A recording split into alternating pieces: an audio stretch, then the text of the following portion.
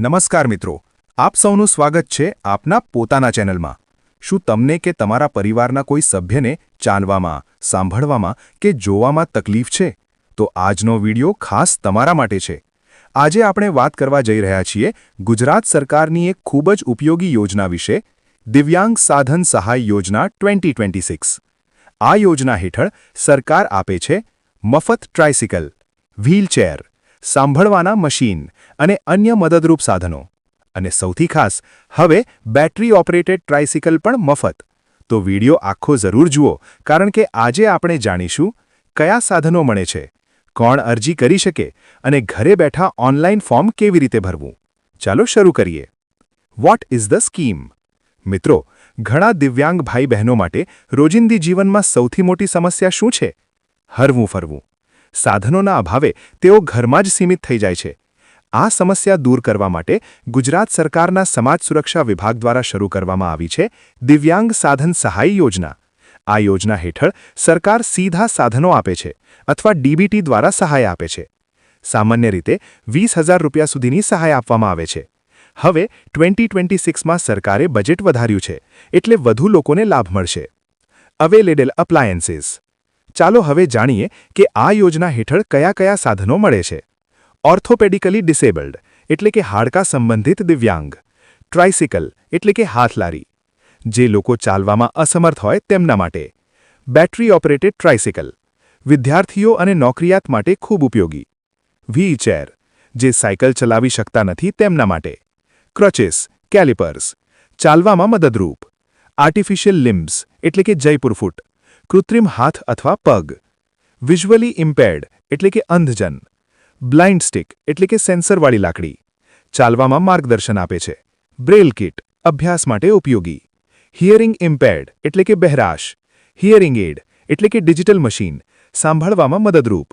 Mentally disabled એટલે કે માનસિક વિકલાંગ.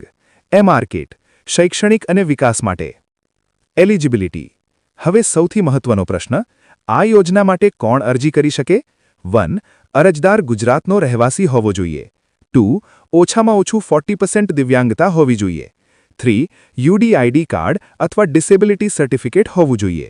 4. આવક મર્યાદા. રૂરલ એરિયા 1,20,000 થી ઓછી. અર્બન એરિયા 1,50,000 થી ઓછી. 5. છેલ્લા 3 વર્ષમાં સમાન સાધન લીધેલું ન હોવું જોઈએ. Required documents. ફોર્મ ભરતા પહેલા આ ડોક્યુમેન્ટ તૈયાર રાખો. આધાર કાર્ડ, રેશન કાર્ડ, દિવ્યાંગ સર્ટિફિકેટ, યુડીઆઈડી, આવકનો દાખલો, રહેવાનો પુરાવો, જાતિનો દાખલો જો લાગુ પડે તો, passport size photo. Special battery tricycle માટે ડ્રાઇવિંગ લાયસન્સ જરૂરી છે. હવે સૌથી મહત્વનો ભાગ, ઓનલાઈન અરજી કેવી રીતે કરવી. સ્ટેપ 1. વેબસાઇટ ખોલો.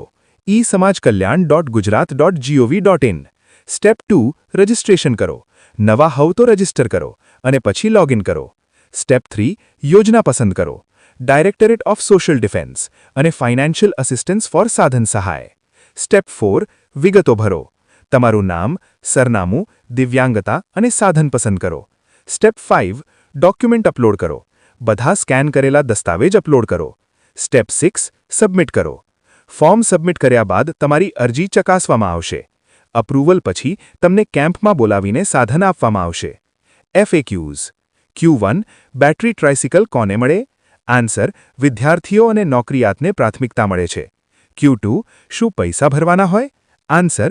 ના, બધું મફત છે. Q3. અરજી ક્યાં કરવી? આન્સર. ઓનલાઈન સમાજ કલ્યાણ પર. Q4.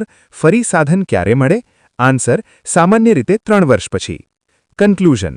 મિત્રો, દિવ્યાંગ સાધન સહાય યોજના 2026 એ દિવ્યાંગ લોકો માટે આશાનો કિરણ છે. જો તમને કે તમારા ઓળખીતાને આની જરૂર હોય તો જરૂર આ યોજનાનો લાભ લો.